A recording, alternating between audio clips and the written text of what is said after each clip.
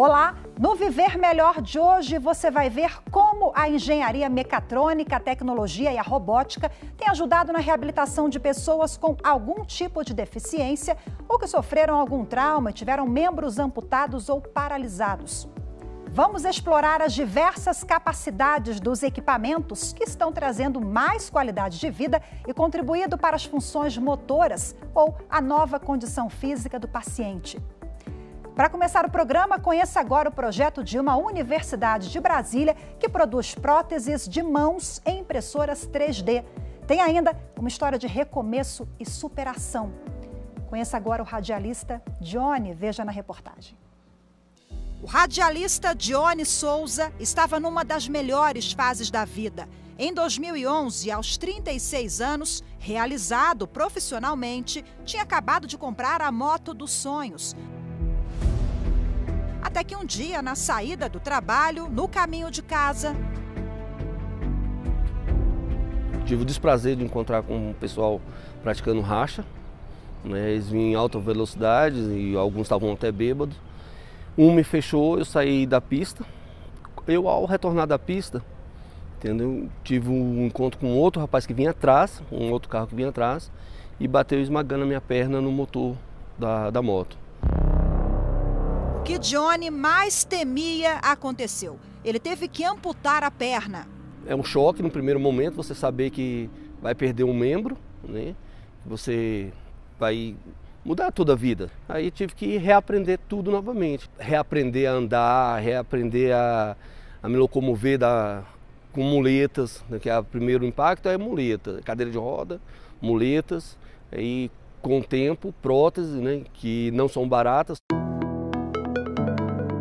O Brasil conta hoje com o que há de mais moderno no mundo na área de próteses, mas elas esbarram nos altos preços e por isso são para poucos. Pensando na acessibilidade de quem não pode pagar por uma, alunos e professores de uma universidade privada de Brasília começaram a imprimir, montar e distribuir de graça próteses de membros superiores, feitas em impressoras 3D. As próteses abrem e fecham usando a flexão do punho ou cotovelo. Elas são feitas com plástico específico que custa em torno de R$100. A produção é rápida. A máquina leva em torno de 6 horas para produzir cada prótese. A gente faz um modelo virtual e depois eles vão para a impressora 3D, adapta para a necessidade de cada criança ou adulto e com esse conjunto de fios de nylon ou cordinhas, prende nos dedos, a gente tem o movimento dos dedos. O projeto é interdisciplinar, uma parceria entre os cursos de arquitetura e urbanismo, design de interiores e design gráfico. As primeiras próteses foram produzidas para crianças. Tem caso de que foi um dedo, ou metade de um dedo e o outro dedo inteiro por conta de rojão, fogos de artifício. Então a gente poder estar contribuindo um pouquinho que seja para ela ter mais autonomia, para ela não se sentir inferiorizada, diferente dos coleguinhas, né? Hoje, com o avanço que a gente tem tecnológico, a computação muito mais avançada, isso vai permitir que as pessoas vivam muito melhor, até mais, e com muito mais conforto. E falando em conforto, depois de passar por todas as etapas de adaptação para o uso da prótese, Dione recuperou a mobilidade e a liberdade de movimento da perna, mas tudo com muito esforço. Todos os dias você tem que estar com a atenção dobrada, você tem que estar bem preparado, você tem que estar... Tudo que você vai fazer tem que estar concentrado e muita força de vontade. Hoje, com a prótese, eu voltei a trabalhar, fazer coisas que com a muleta e com a cadeira de roda eu não dava conta.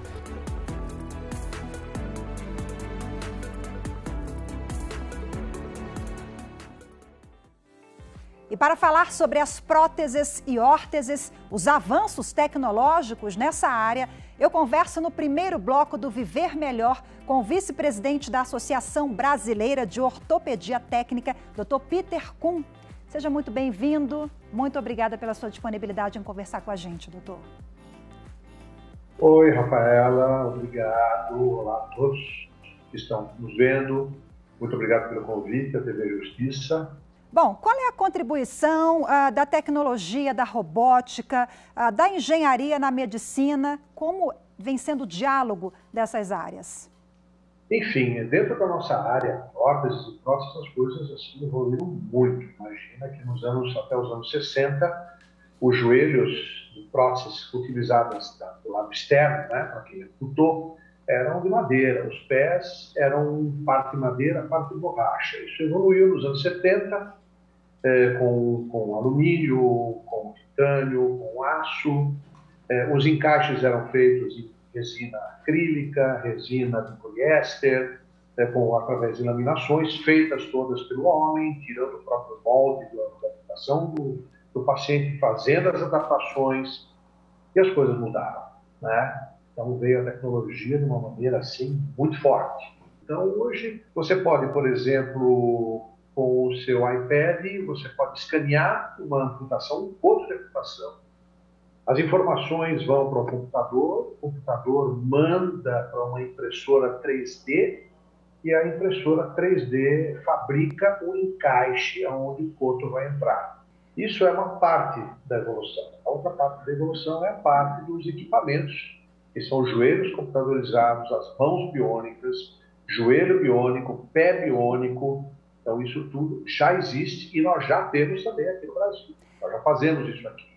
Doutor Peter, essa evolução, ela alcança todos os pacientes? Eu me refiro ao Sistema Único de Saúde, por exemplo. Como nós estamos nessa esfera? Então, Rafael, é o seguinte, é um assunto que eu gosto muito de falar. Eu acho que, de um lado, a gente tem o SUS, que para muitos, né, que reclamam, o SUS, na verdade, é um dos melhores sistemas de saúde do mundo, né? E ele fornece prótese e órtese sim para quem precisa. O único problema é que essas próteses de órtese são próteses muito simples, de valores muito baixos. Só para você ter uma noção, é uma tabela do SUS que não aumenta, se eu não me engano, há mais de 14 anos. E eles fornecem ao paciente que espera muitas vezes 1, 2, 3 anos para poder receber uma prótese. Mas ele existe, ele reabilita muita gente.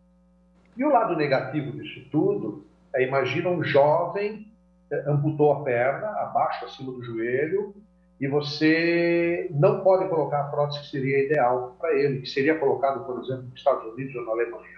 Então você colocaria um joelho computadorizado, um pé de fibra de carbono, um encaixe no sistema de silicone. Isso você não coloca no SUS. Mas também uma prótese dessa pode custar muito mais de 100 mil reais. Né? E a gente é obrigado a fazer uma prótese muito simples para que ele se reabilite com ela. E você sabe como é que é brasileiro, né? Uhum. Ele se vira e muitos acabam se reabilitando muito bem. Bom, doutor Peter, órtese e próteses. Eu sei que as pessoas têm muitas dúvidas em relação às funcionalidades de cada uma, as diferenças, né? Órtese é normalmente, vulgarmente chamando, aparelho, né? Aparelho ortopédico. Ela serve para quê? Para você modificar a posição de alguma articulação, por exemplo, a posição do pé. Tá? Você pode fazer uma órtese para você colocar o pé e deixar o tornozelo fixo. Você pode colocar uma órtese quando você tem uma sequela de paralisia infantil. Então você já deve ter visto na rua aqueles aparelhos de alumínio que vão do chão até em cima. Isso é uma órtese. Ou seja, a pessoa tem um membro. E prótese? Aí a gente primeiro tem que dividir prótese externa e prótese interna.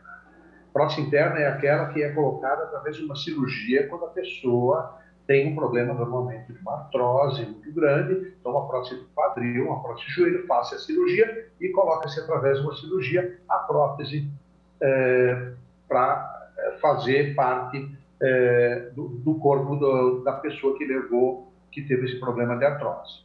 Prótese externa, as exopróteses, são as próteses que nós, ortesistas e protesistas, fazemos. São próteses que são utilizadas quando o membro é amputado. Então, uma simples amputação de mão, então você coloca uma prótese para substituir aquela mão perdida. Uma amputação de coxa, você coloca uma prótese com um pé, com um joelho protésico, para poder encaixar nesta amputação. São várias etapas que devem ser cumpridas, né? Por exemplo, mostramos na reportagem o rapaz que teve a perna amputada e ele passou a usar primeiro a muleta, a cadeira de roda, depois a muleta, e depois que vem a prótese, não é isso, doutor? Exatamente isso. A primeira coisa, amputou. Bom, depende do que foi. Acidente, né? Então ele vai curar o coto, vai deixar o coto preparado para a prótese, tem que fazer uma fisioterapia para o coto, preparando esse coto e preparando a musculatura do paciente. Porque você fazer uma prótese para um paciente que não consegue nem ficar em pé é um problema muito sério.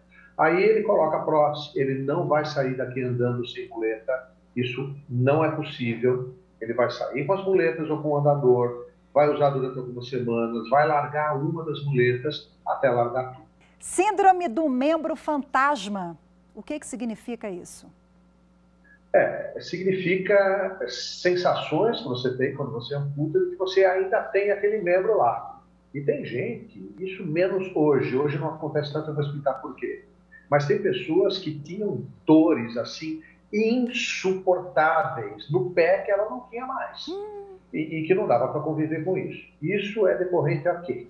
Quando você faz uma amputação hoje com uma nova técnica cirúrgica, você quando amputa na parte final do coto, tá? Você vai unir o músculo ao osso, né? Para que continue tendo contraturas musculares, para que ele continue ativo. E os nervos que foram cortados seriam como um fio desencapado. Você coloca ele dentro de um lugar com uma boa vascularização. Quando isso não era feito, quando as amputações não eram feitas, você tinha muitas vezes pontas nervosas de nervos que ficavam à flor da pele. E aquilo era o grande problema. Então, hoje, a dor fantasma, ela pode até existir. Tá? Normalmente não é dor, normalmente é uma sensação fantasma, né? Mas existe já também medicamentos que você faz, caso você tenha a dor. Qual que é a importância da reabilitação física aliada à emocional, à psicológica?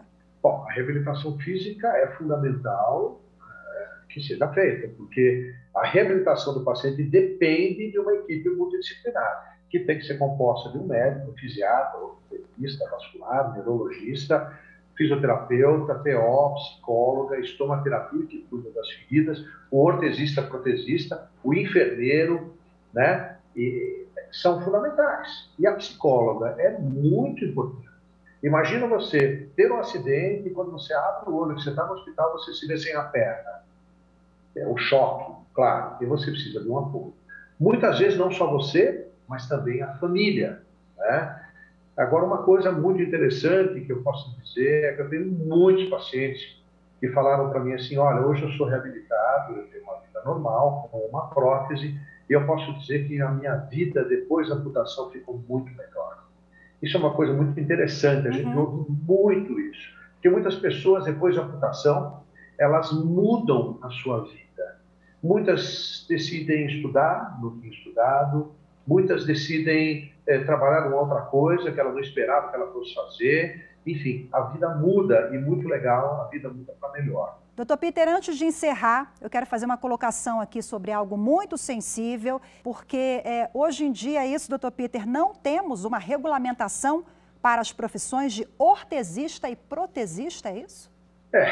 Rafaela, triste, muito triste. Está lá para ser votada no Senado, está parada na comissão por uma briga entre médicos e fisioterapeutas, quem é que pode prescrever a prótese, quem não pode. É importantíssimo que a gente tenha essa profissão reconhecida e que a gente possa, sem dúvida nenhuma, aumentar o número de profissionais para poder atender todo esse povo desse enorme país que a gente tem. Eu agradeço a participação do senhor mais uma vez.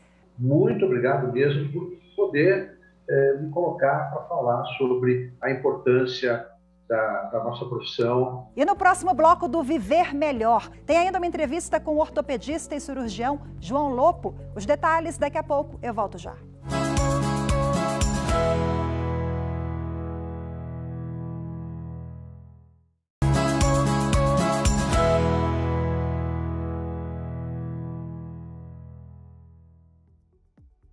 Viver Melhor está de volta e hoje o programa mostra como viver melhor e garantir uma boa reabilitação com os avanços da medicina e da parceria muito produtiva e promissora entre saúde, engenharia e tecnologia.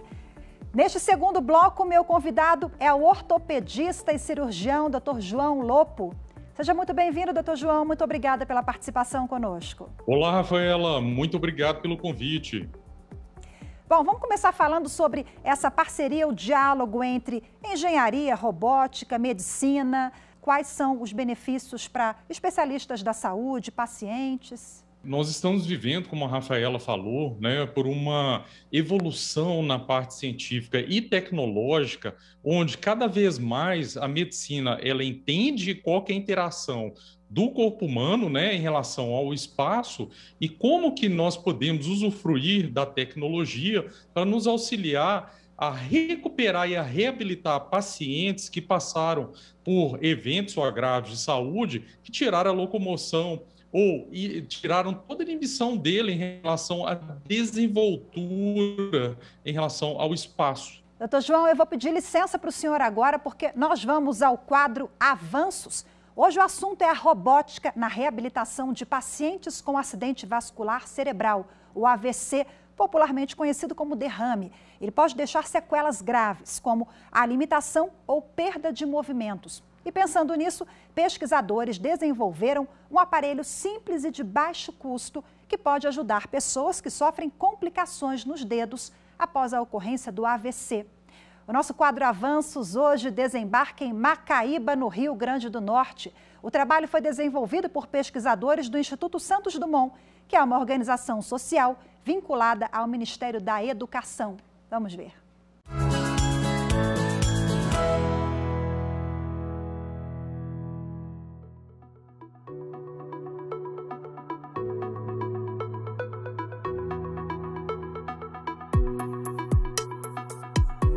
Uma técnica de impressão 3D associada a tecidos foi utilizada para produzir o Hero, como foi batizado o exoesqueleto de mão. Com base na interface cérebro-máquina, o equipamento permite que o usuário consiga abrir e fechar a mão, mesmo que haja a perda total dos movimentos. O dispositivo foi desenvolvido durante o mestrado em neuroengenharia pelo engenheiro mecânico Romeu Araújo, sob a supervisão do orientador, pesquisador e professor Fabrício Brasil. A nossa ideia é, vamos utilizar um dispositivo externo, por exemplo, eletroencefalografia, eletrodos de EEG, coloco sobre a cabeça e o paciente, ao tentar abrir a mão dele, ele quer abrir a mão, mas ele não consegue. Mas eu capto essa intenção de abrir com o eletrodo, envio para um computador e decodifica esse sinal e manda para uma órtese, que é no caso aqui da mão do Romeu. Então, quando eu penso no movimento, eu quero abrir, mas eu não consigo. Só que essa órtese vai abrir por mim. Eu assisti um vídeo de um pessoal fazendo cosplay com impressão 3D e eu fiquei, cara, isso aqui é uma ideia genial que o pessoal está usando simplesmente para cosplay, para fantasias, e que poderia ser muito bem aplicada para reabilitação e para o esqueleto, para a proposta que a gente queria aqui. Tem equipamentos que custam 50 mil. Então, aqui, com custo de produção, 50 mil dólares, Com o custo de produção aqui, a gente conseguiu reduzir para R$625. O projeto já está em fase de testes em pacientes e já tem perspectivas financeiras de produção. Ele pode ajudar a ampliar o acesso da população a esse tipo de tecnologia. Só para você ter ideia, esse projeto a gente deixou ele aberto para incentivar a colaboração, Então a gente tem um artigo publicado agora na Frontiers Neuroscience em junho, e lá eu explico como é que qualquer pessoa poderia baixar isso aqui e imprimir em casa. Mas a ideia é a seguinte: a ideia é a gente justamente pegar essa demanda que existe, deixar esse projeto aberto, mas criar uma nova versão desse protótipo aqui, em que a gente consegue criar uma startup. E aí, assim, a gente consegue reduzir a distância que existe entre o laboratório, que é onde a gente está, e também as pessoas que precisam desse tipo de tecnologia, mantendo o nosso propósito do baixo custo e mantendo o propósito de acessibilidade da saúde.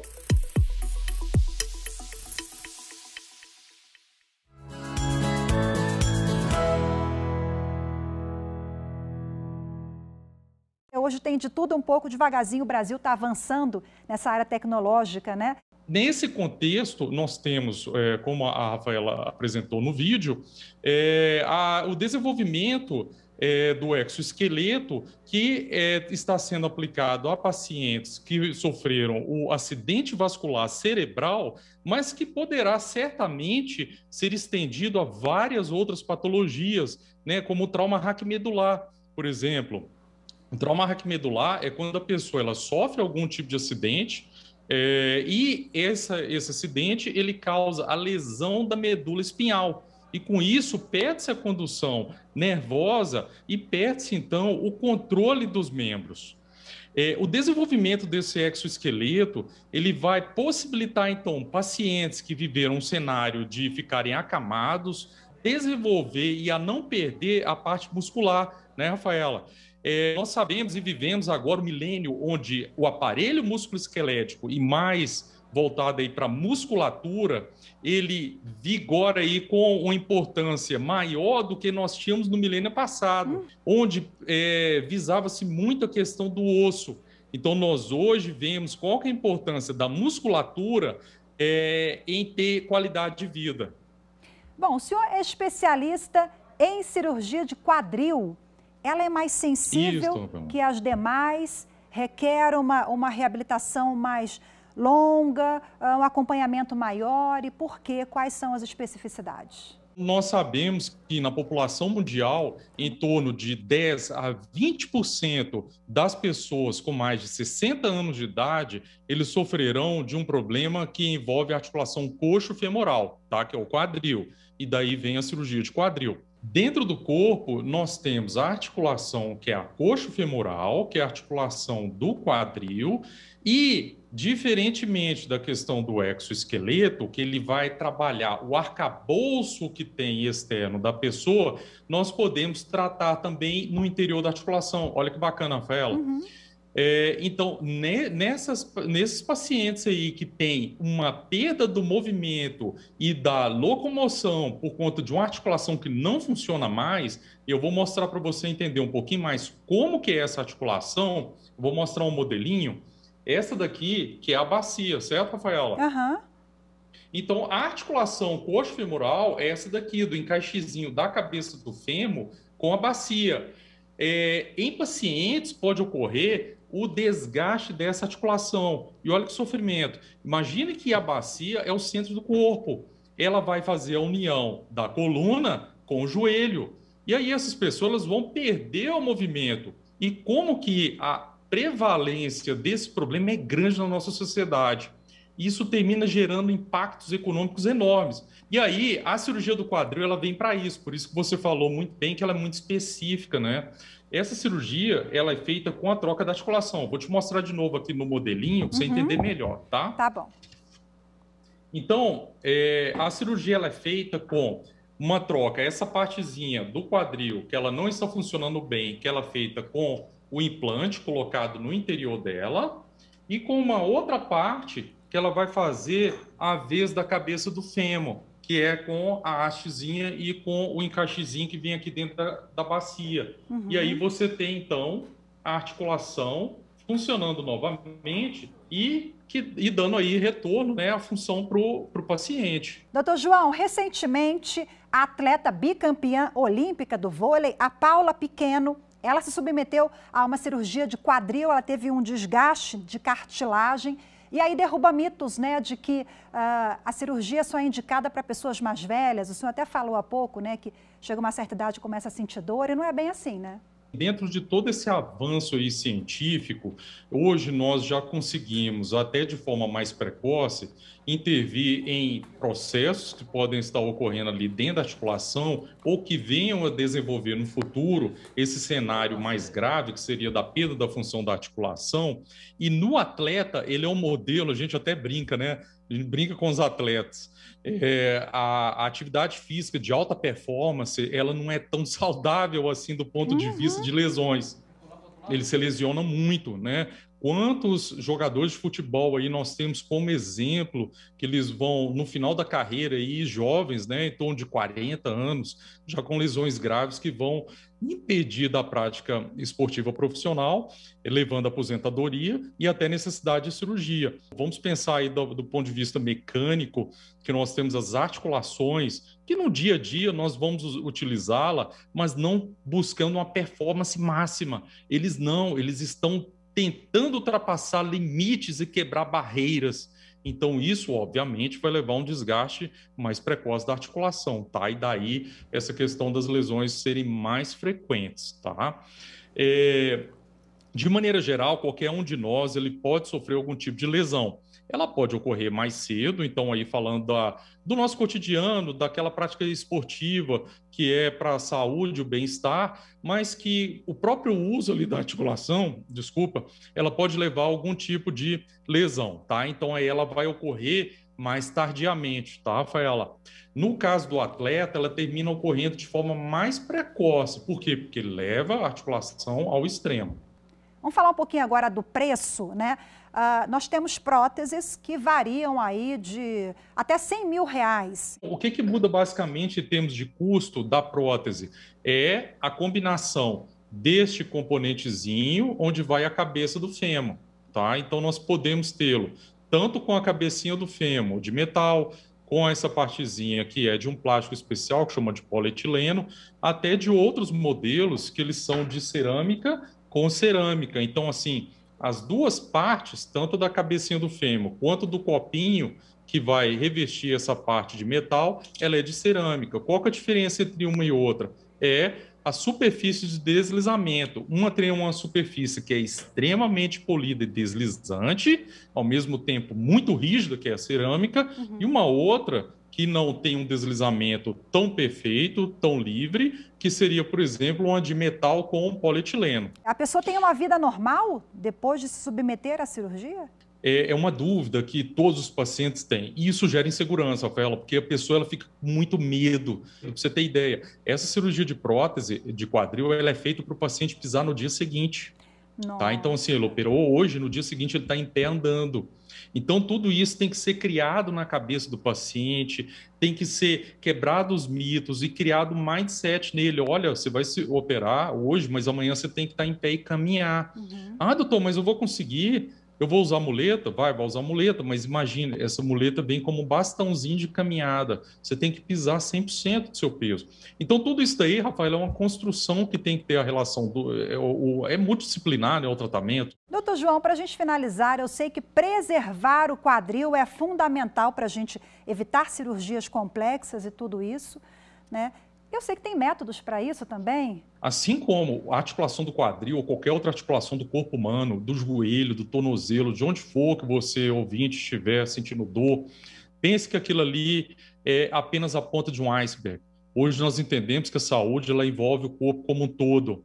E você tem que ter a saúde do corpo inteiro. Se você tem uma glicose bem controlada, um colesterol bem controlado, consegue fazer algum tipo de atividade física, enfim, se você tem uma alimentação certinha, se você tem uma saúde como um todo, você já está protegendo todas as articulações do seu corpo. Olha que bacana, Rafaela.